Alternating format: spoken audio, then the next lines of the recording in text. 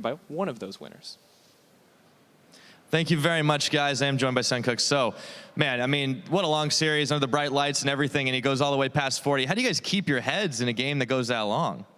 I mean, it's quite hard when the game is just you wait for another match, and we're sitting here, and it's really, really warm up on stage today. So, I mean, I'm sweating a bit, but I think we kept the cool, and we just waited it out like we should do in the last game at least.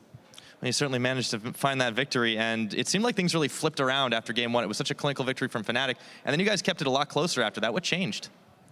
I mean, I think we did a big mistake. Game one, we when they had mid top, we need to pressure that a lot, and we picked matchup that needs to two-tune that, and we didn't really do it, and they just kind of got ahead of that, and then Camille will snowball, and she will look like a really stupid champion, and he'll 100,000 true damage on her Q. So, I mean, it was a bit hard to play that game after what happened early on, and we just shook it off and got into the next game.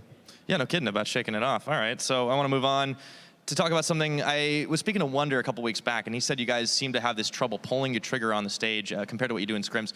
Based on how you play today, do you think that problem's gone? No, definitely not. I think it's the same. I mean, we just played it a bit slower today, and actually I would say it's a bit better today than it was last week. I would say against Misfit it was really, really bad, and I think that's why it looked like we got rolled over so hard, was because we were too afraid to kind of make mistakes on stage, I feel.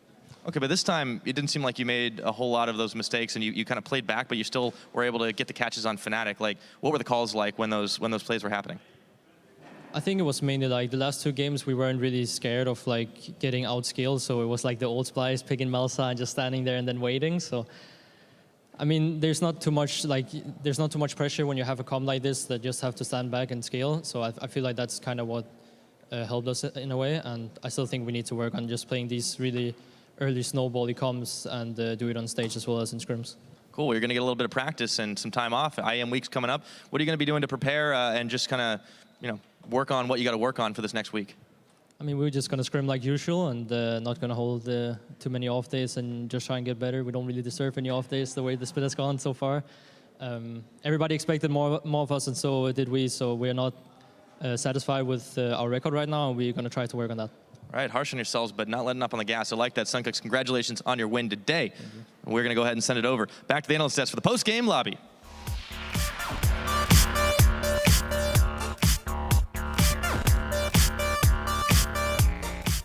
Thank you so much, Pyrotechnics, and welcome everybody to the post-game lobby. I'm joined by the Fisho as well as the Unicorns of Love, Sheepy and Romain after another day of cross-group play here in Europe. And well, first up, welcome, Romain. I think this is the first time you've appeared on any desk of ours. Definitely, it's my. I'm a bit stressed, but I'm sure you guys are going to take good care of me. So we're going to have, I don't know, we're going to have some fun, and we're going to take some more in-depth talks that are not just about team strategy, about team environment as a whole, which is why we invited you on. But first, we are going to talk a bit about matches, because the series between Fnatic and Splyce just wrapped up, and in the end, Splyce was victorious. If we take a look at the entire series, Sheepy, has either team impressed you today? I like the way that Splyce drafted in all the games. I think they always had like an idea how to either way force team fights or have any kind of pressure on the map. I think that was really good. And also they played more the meta champions, which I think right now are stronger. And Fnatic love the meta slaves. That makes sense, in the eyes that I can see. And I think Fnatic showed more of the comfort picks that they played to this extent. But yeah, I think Splyce showed, good pick and ban phase just generally. Also, I think it's just cool to see Splyce be a little bit more aggressive, be ready to actually force fights around the mid lane. We were talking a lot about how hard it could be to play against Kled if he was just split pushing, but seeing as Fnatic were, for some reason, opting into fights, and then Splyce were obviously taking the fights, we got to see a little bit more proactiveness from them. And Sencook said it right here, it was better today in terms of actually making these calls and then pulling the trigger, which has been a big issue for them the first 4 weeks. Definitely, and you're being, as you say, you're being kind of forced into fights that you actually want, especially with the Kled all the time, and that's of course something we have to fault Fnatic for. Yeah, I think the way the Kled was played was not optimal in this. I think Source would probably agree as well. There were some teleports being used a little bit suboptimal as well. This one in itself was actually fine. He gets tower, he gets a kill, but then when you play Kled, you just have to keep going forward, and actually ends up costing them 2 kills and a tower in return. So pretty huge turnaround here for Splyce. So it's going a little bit too ham. Yeah, a little bit too ham, and in the end, the Splyce manages to do it. They pick up the Baron, they pick up here the Elder Drake then as well, and they can finish. The player of the series was Kobby, kind of under the radar, but really sniping a lot of people out with that Jhin, and especially in Game 3, making some game-deciding, I would say, pickoffs, because it tilted a lot in their favor. So yeah, Splyce, really good for them. They are in your group, though, so you probably didn't like seeing them win, Romain? It's good for competition. And I like seeing Yamato Kano smiling at the camera, so it's going to be even sweeter when we face each other again. Sheepy, before we just went live with this, said the exact opposite. He was like, damn it, this team is in our group. We don't want them to win. We just lost today. This is very confidential information. I know. Every time I say something, the PR. I love it. every time that I say something, you know, We're noting in it a all down. funny way backstage, you guys always pick on me on for that. That's how we get you. And now it's not going to stop here, the bleeding, because earlier we saw G2 take down the Unicorns of Love in a dramatic 2-0. And Romain, now that we have you here, you know, you probably talked to the guys after the series a lot. What was kind of the general sentiment there? Well, you can't really talk to them. You can't really tell them anything because, I mean, they know more than me, they know more than Sheepy. They were there. They saw it. They know they failed, you know. They know it ended up pretty bad. Like, this, oh man, that's painful to watch because actually the idea behind is not bad. It's just the difference between being a hero and a massive failure is how many HP is there left on this Nexus? Nothing. Like One. nothing. We went so close to going to third game and yeah, it's a bit painful. Were you maybe they were mentally already in that third game because they made two of those big mistakes after, or like big, this could go either way, but the one before that where they over-pushed after getting Baron and completely having it in their hands. Are you happy as a coach with the second game? Oh. Sorry, I just completely... I just really enjoyed, honestly, the games. I think they were really interesting. I think G2 gave us so far the biggest challenge.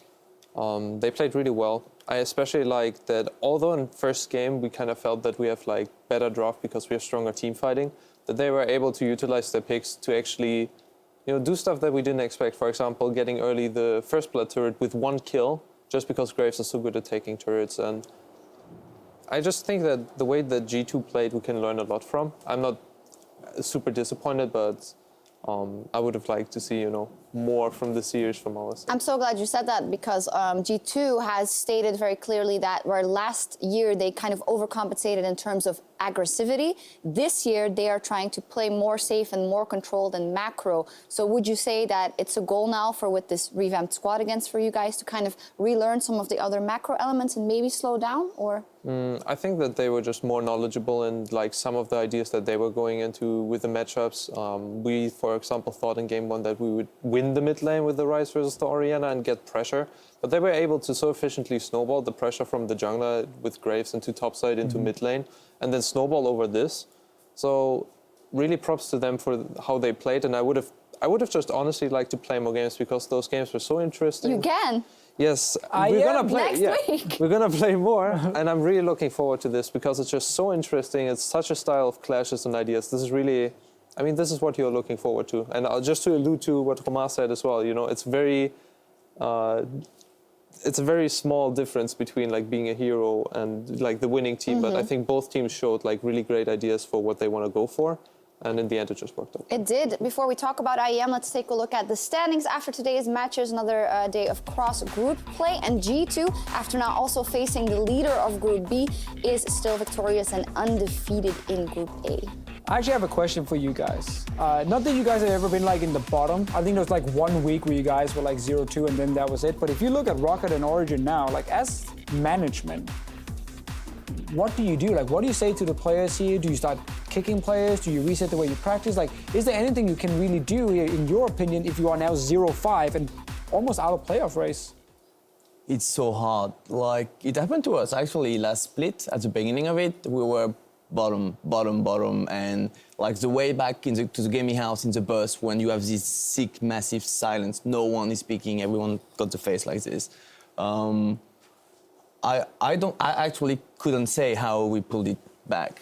I think we just kept training and I mean, you have nothing else to do, right? You wake up in the morning, you feel a bit shitty, but you have to go to train, and you train, and you train. Well, wouldn't you say you kept training, but you could also work from a base that is something that has been there for so long and so tried and tested, which was Vizicachi, which was Hillesong, which was all of you guys. And I feel like that is something that is lacking, especially for a team like Origin and maybe also Rocket in terms of scouting and like So that. we had a really fresh team. That was a bit of the problem. Yeah, I totally agree with you. If you have been winning before, it's kind of easy. You should not spend time on your losses, but you should try to remember wait, we had this win, what happened?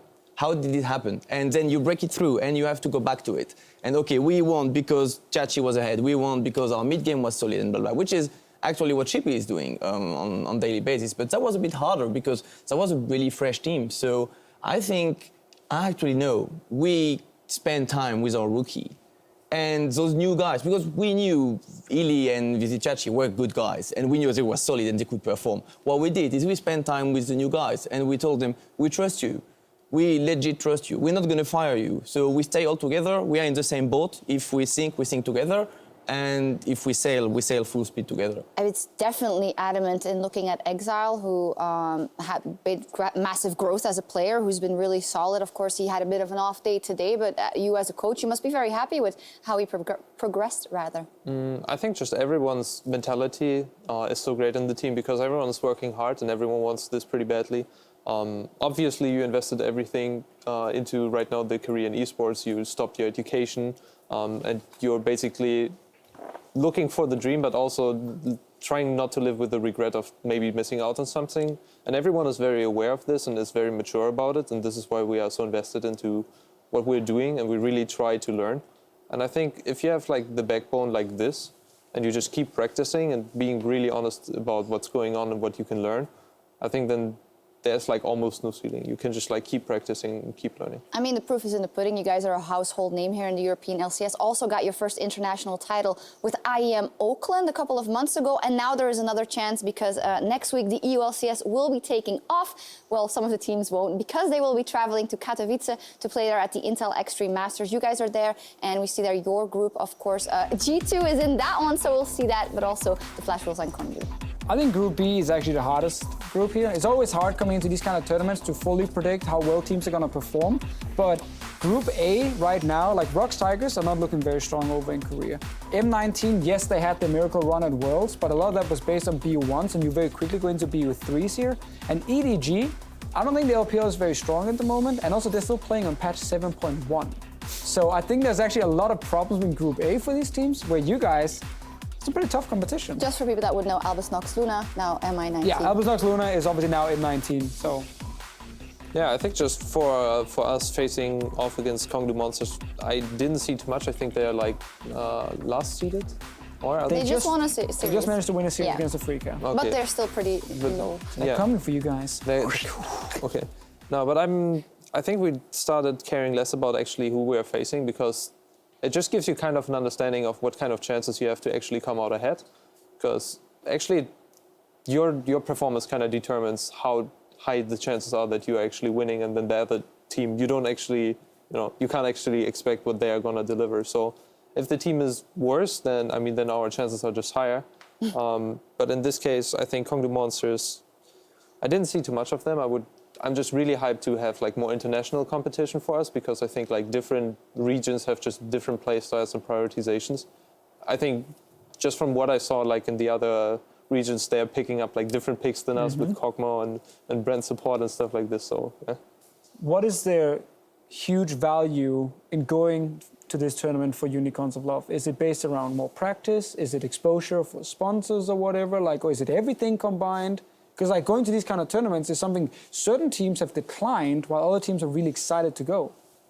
I think it's always beneficial because it takes the team in another environment than your gaming house. It's like a couple, it's like a relationship. If you're always going back home every evening the same, it can be a bit boring after a while. So when you take your lady to dinner or something like this, that's going to be really nice. You create memories together and you create history, you create experience. And actually, that was the goal for us to go to Auckland. The main idea was just to go on a trip all together. And that was fun. We took a plane, we went to the hostel, you eat together, and you actually discover your teammates, which is something you sometimes forget to do when you are living all together in a gaming house. So from a pure management perspective, because the in-game is Sheepy, I'm actually really looking forward for Katowice, because we're going to travel together and that's going to be fun. And we're actually leaving on Monday, taking a bus with the whole G2 team, with the whole H2K team. It's like a school trip. We all go together in the bus. I don't know what's going to happen. We're probably going to just sleep. But yeah, we're going to have video. We have Wi-Fi, I heard, in the bus. So 2017. stay connected for Monday. But it's going to be fun. I'm really looking forward for it. Well, there we have our answer. I love the analogy you made there with the relationship, and it's going to be very interesting. And there's strength in numbers, 3 European teams. So if one doesn't come back with the prize, what are we going to do? If we did not get at least 2 European teams in the semifinals and one of them in the final, such a huge disappointment for Europe. Yeah, and I mean, this is a very important thing for G2, obviously, but in general for the European region and any region attending there, you want to get international success. And now for Europe, H2K had a fantastic run at Worlds. You guys won Oakland, but is there more promise this year, you think, Romain? Yes. And what will it come down to? Yes, I don't know yet, no spoiler, but I feel like Europe is starting to grow its own style, and I expect us to be more and more dominant on the international scene. It might be us, it might be G2, it might be H2K. I don't know who's going to make it, but someone's going to pull it out. Sheepy, are you going to win? Yes. I mean, First you got to beat it's very hard to say at this point. I mean, even if we're winning against Kongnu Monsters, we're gonna face Flash Wolves, who we played 2-3 in Oakland. Yep. And then there's also G2, who we just lost to 2-0. So I mean, it's really difficult to call it at this point.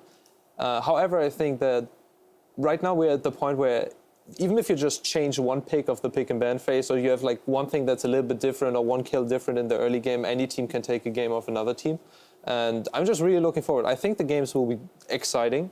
And I think also that all the teams, because it's international competition, and we don't have that all the time, will prepare a lot for that to get the title. And it's great. We're also sending our 3 strongest teams now in the league so far. That's pretty good for Europe. It's pretty good for Europe. They have a big chance, and we'll see a lot of interesting talent. And you guys, of course, have a full European lineup now once again, and you have some very strong opinions on why you think that is an important thing. Yeah, so we recently had this meeting with all the managers from all the team, and we were discussing roster changes, scouting, stuff like this. And we realized there are actually quite a lot of Korean people, Korean players in Europe. And it worked really great for some team, it kind of failed for other teams. So I thought a bit about it, and I think that would be great if Europe could stop hiring Korean players for the sake of hiring a Korean players. Because I see a lot of downside, and I think we would be more efficient growing up and nurturing our own talent. So I pushed a bit of reflection. I actually have 3 main reasons why we should stop hiring Koreans and why we should discuss them point by point. hiring European people. All right. The first one is Koreans are bad for business. Why? Because when you go to sponsors, you actually have to sell your team. You have to sell reach. You have to sell marketing and to local countries. So obviously, if you go to, let's call a German brand, MediaMarkt, that's going to be way more efficient to have 5 Germans in your teams than 5 Koreans, because MediaMarkt is going to be interested to reach the German population. So first point is Koreans are not really good for business. Well, let's discuss it to start, because we have counter-arguments, of course, and I think it all comes down to, correct me if I'm wrong, but how you nurture them as a team in general, and that goes for every nationality. And of course, Huni and Reignover is the big shining example, but also G2. I mean, let's remember that right now we have Misfits, Unicorns of Love, H2K, and G2 as the 4 best teams in Europe. 3 of those teams have 2 Koreans on the roster. Some of them even have Korean coaches as well, like H2K. In terms of like the whole sponsor thing, like I understand the idea behind that. However, I think for a lot of these teams, if they trust that they're actually importing really strong players, those players will push them towards success, and the success will then in turn give them more sponsorships. Like getting Trick for G2 has been a huge, fantastic investment, because he's gotten 2-time MVP. They've won 2 splits, and I'm sure in terms of sponsorships, that has been great for G2 esports over the fact they didn't have, let's say, a German jungler who could fit into the German market. So I guess in that case, there are like a lot of counter arguments for very successful Koreans, but I do agree with the point of don't just import Koreans to import Koreans, like actually make sure the scouting is done properly and your team knows how to handle it. That's the important thing, and the proof is in the pudding. Here's something we see on stage right now. Obviously for OG it hasn't turned out that well for now. For G2 it has as a counter argument. Yeah, but I totally agree, but it could have been a better success story if Trick was from one of the European countries. That would have been easier to sell and to create. But no jungler was as good as him. Yeah. And they That's needed a true, jungler, that's true. And they so- took amazing care of it, which leads to my second point. Why is it always a bit tricky to import Koreans? Is how do you integrate them into your team? Because LCS is a marathon. LCS is 3 months, twice in a year, and it takes a lot of time. You have to wake up, you have to go to work, you have to eat, you have to train with the same guys on a daily basis. And when someone is not from the same culture as you, it's sometimes hard. Some teams did an amazing job to integrate those players. For some team, it was a bit harder. So, and it's not even from the team perspective, it's also from the players themselves. They might feel so lost because they are so far away from their own country. They don't speak really well English, and it's sometimes really, really hard. So that was kind of the second point. It's hard to integrate. I know you breathe away from the team, and of course it's true that it's some players, and it might not just be Korean players. It's any player who's away from home and has troubles with that. But I do think it comes back to the team, though, because that's where it has to flourish. That's where, you know, if English is a priority, that has to come in. And I also think it goes beyond just cultural differences. For instance, Caps on Fnatic, the heralded mid laner who had some problems with overstepping the boundaries in terms of toxicity, this and that. This is also something that as a team you have to own up to and work with. So I think a lot of it comes down to organizational structure and having the people in place to work with them. Yeah, but however, I think what Romain is saying is that the less problems you have going into a team and the less things are on the mind of a player that can kind of sidetrack him, and that is like stopping the development is actually better. So I think his point is more like if you can choose somebody who's already acclimated to what we eat, how we wake up, what our schedule is, what kind of procedures and inter-social things we have apart from the English as well. I mean, English as well. If you have to spend a lot of time learning something besides that, especially with all the pressure that you're getting in a different environment with people you don't know so well, I think that's like a fair point. It's the same for the business. I think obviously success trumps everything. But I mean, also if you take the consideration of who you should choose, if you're just looking for success, obviously if you have a Korean player that you can 100% trust is really good, then it's amazing. But it's very hard to test. But because so much comes down to scouting, though. Yes. Yeah, it's so often a story of like, do you have two players here? Do you have Sheepy or do you have me as a Korean right now? And if we're equally good, then it's probably easier to pick up Sheepy. And it's really hard because, I mean, we're speaking a little bit of our, I think this is why he also brings it up, because we're speaking a little bit of our own experience as well. Yeah. And if you have somebody from Korea who seems to be extremely good and is high in the challenger and whatnot, it's actually very, very difficult to have any kind of testing with them. Where in Europe, if you're looking for somebody, you can easily set up for something to actually try them out. So that's actually a huge benefit. Well, some teams have gone to Korea in the off seasons and they started practicing with them. I know Vitality did it. Obviously, some of the imports have not been super successful, but Misfits were spending a lot of time in Korea when they were testing Kakao, who's been a fantastic player, you know, coming into this lineup, who's doing great in terms of fitting in with the team and also individual play. So as long as teams are, like, that's kind of the big thing. The bottom line, yeah. Yeah, the thing is, like, your team needs to be ready for this huge, huge investment. Like, it is not just, as you said, pick up a player and plug him into the gaming house and then it's going to work. It's like, go to Korea, scout properly, have an English coach, right, the English teacher and everything, like all these things. It's a big investment, obviously. And a possible very big payout. That's exactly it, I think. The scouting part, that's what Sheepy was saying. It's way easier to integrate something in your team if you already knows a bit the whole environment and culture. So the point of this discussion we had was, I think Europe right now is lacking self-confidence. I think European summoners are lacking self-confidence. Why? Because when you're in Korea, if a player reached top diamond, is already in the mindset, maybe I'm the next faker. Tomorrow I can be a pro gamer. In Europe, you can find some of our challenger players are still trolling a bit, and they do not think, tomorrow I can be the next faker. Or they want to be, but they're not prepared to put in the work. Or they are not getting ready enough, meaning technically, even if I think our server is bigger than the Korean server, so on the paper we have more players, so we should have more good players available, which is not the case at the moment, because I think our top players are not taking the game seriously. And that was a bit the conclusion of this whole talk. More than we should stop hiring Koreans, we should hire people which fits exactly in our teams. And I believe people from the same environment works better together. Splyce is a really good example of that, for example. This team staying together for so long. Yeah, work ethic is definitely also just something that has been a point of contention for a couple of years now. Obviously, Koreans have a very, very serious approach to work ethic and how they put in practice. It's always been one of the main praises whenever I've talked to coaches who have dealt with like good Korean imports is like the discipline, the attitude to come in and just try and really like work hard, be the best is just different. Like it's just much better from the Korean side where most like, or not most, but a lot of Europeans, like they come in 17 years old. It's hard to keep full focus on just the game. There's a lot of stuff happening in the pro gamer life outside of the game as well that can distract you and everything. And suddenly, maybe they don't handle feedback very well. Maybe they don't handle the pressure on stage very well. And they suddenly can't perform properly. And that has been a problem for a lot of European guys and why some teams don't always take the chance on them. Yeah, would you say it's also not just a problem of the people trying to get into being the professional play, but is it still a big problem, you think, on the professional level in Europe? I think it's a problem. It's an European problem, and I actually have a call directly to Europe. Like, I would like to talk to you, summoners, currently watching us tonight. You might be 14, 15, 16, 17. Maybe you're a boy, a girl. You don't know what you are. You're playing the game, and you're good at it. I want you to believe in yourself right now and to turn yourself into a pro gamer, because you can be. It's possible. We hired some of them. We found some of them. I have 4 main rules for it. I'm only going to display 2.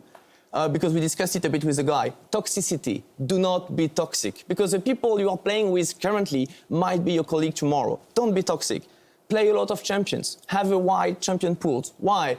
And have a little story about it. We have been, in the last years, facing recruitment. So what does it mean? We sit down around a table, Sheepy, Ili, Chachi, and we're like, guys, we don't have an ADC anymore. No, okay, we need to hire someone. Do you know anyone? No. Do you know anyone? No. Let's take the challenger. Number 1, visit Chachi. Number 2, visit Chachi. Number 3, Chachi, can you stop playing elo boosting yourself, right? Number 4, Yasuo92. Does anyone know this guy? And right there, your whole career is gonna flip, yes or no. I know this guy is toxic. Bam, next. Number 6, oh, blah, blah, blah. Do you know him? He's a one-trick pony Ekarim. Well, bam, that's the end of your career. Just those 2 points, if you work on them, don't be toxic, play a lot of champions, that can tomorrow turn you into a pro gamers. And I mean, we're not saying it's gonna be easy. Like, you're gonna have to work a lot. You're gonna have to read tutorials, to watch the pro and everything. We're not saying it's gonna be easy. This guy, but man. we're saying it's gonna be beautiful. It's amazing. I mean, we have the best job in the world, literally. And we're lucky to do it. We need new blood. I do believe we are not going to beat Korea using Korean people, importing them. We are going to beat Korea using European guy. All right, on that note... we're not going to beat Korea. No, or we're not going to beat Korea, probably. But I do want to thank you for your message. I hope it inspires a couple of people. And thank you for joining us on the desk here as well. Maybe we'll see a new generation of summoners that Romain Béjart told me to step up to the plate. And I did it. Sheepy, it's your time, man. You can be a pro gamer. Again. We need his brain. We need his brain. You stay here. All right. Well, thank you guys very much for joining us. Romain giving some very interesting insights in this edition of PGL. And tomorrow, our coverage of the EULCS Spring Split continues with Vitality versus Misfits, as well as H2K Giants. And then we still have a full day of games. On Saturday, time for us to log off for the night. Thank you so much for watching. We'll see you tomorrow at 5 p.m. Central European Time as our coverage of the EULCS continues. Gute Nacht. Au revoir. Au revoir.